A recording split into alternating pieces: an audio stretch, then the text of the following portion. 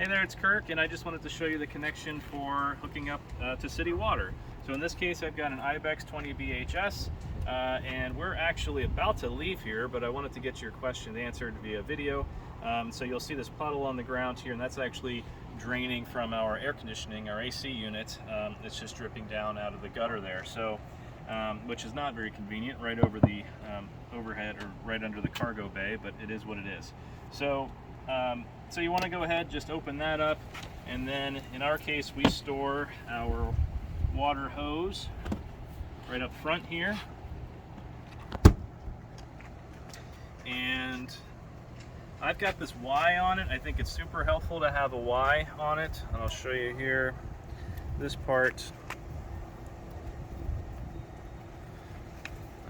I put it all together so it doesn't drain inside there, and then I turn these off.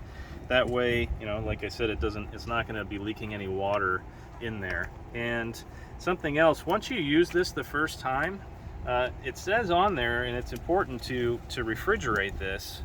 So you want to disconnect this, you know, and if you're going for, you know, just between some campsites or something for a limited period of time, it's not a big deal, I'm sure. But if this is going to be going for, you know, more than a half a day or so, without being, you know, hooked back up again, you definitely want to get that in the fridge and keep it cool so you don't start to grow bacteria inside of it. So what I do is I make my connection. Oh, excuse me, actually no, I don't make that connection there. I first come over here to where our water is, and I hook it up. And in this case, you want to make sure, and in all cases, you want to make sure that you're going and installing a pressure regulator, a pressure reducer. So this brass one here that I'm actually connecting right now might be a little tricky because there's also a Y on here, but this one is actually a pressure regulator, just this part right here, and then starting right here and down, this is the Y, but you want to make sure you have a pressure regulator on there. And then what I do is I turn on this water, and this is important in my opinion to get most of the air out of the hose before you hook it up to the RV, because otherwise you're going to be getting all this air out in the RV, so not the best idea. So in this case, I just open up,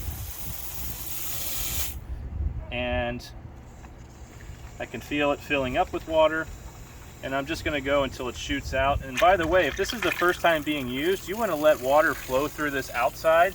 You want to let water flow through this, you know, for at least a minute, because it's going to have a lot of charcoal residue in there that needs to get out of it. That's actually part of the flushing process. So now that I've got the hose full of water, then I'll bring it over. This is always the tricky part, is keeping it so it's not a big mess. I actually have a couple different hoses, but this is the one I'm using today. And then you basically just twist it on there, turn it on there. This is also something that I added, and that's a 90-degree elbow, and that's I think really beneficial as well, so you're not putting any stress on this.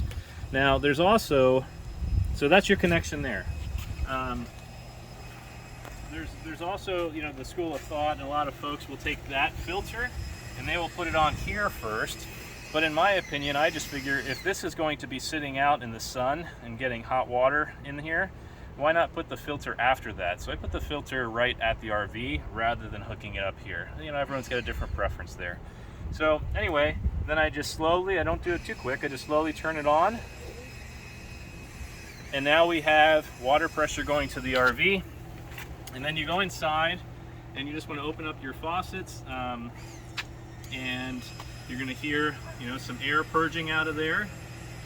And then when you go to the toilet, you want to do that as well, but we've learned from experience, you want to have that lid, the toilet lid, down, because what can happen is that you're pushing on that pedal and this chunk of air comes out, and it just has so much pressure on it that you can get some of that water shooting into the RV, and that's not exciting, even though I guess technically at that point it's not dirty water. But in any case, keep that lid down. And after I've done the faucets to get the air out of those, then the last thing I will do is go to that foot pedal for the toilet, and then I'll push that down, and I won't push that down all the way. I'll go about halfway so you get some flow, but if there's any air pockets or something like that, it's not going to splash all over, even with that seat down.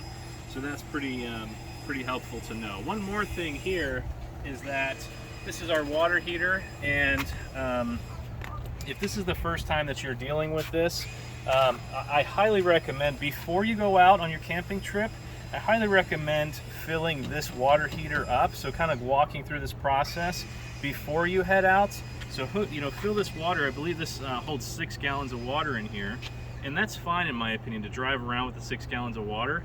And it's also one of those things where when you're doing that, you've got this drain plug on the bottom here, and on the other side, on the back side, is where you have those 2 valves, and you want to have them pointing in toward the water heater instead of in alignment with the water hose. And when you see it, you'll kind of get a good understanding of that. But have those valves pointing in towards the water heater is all you need to know.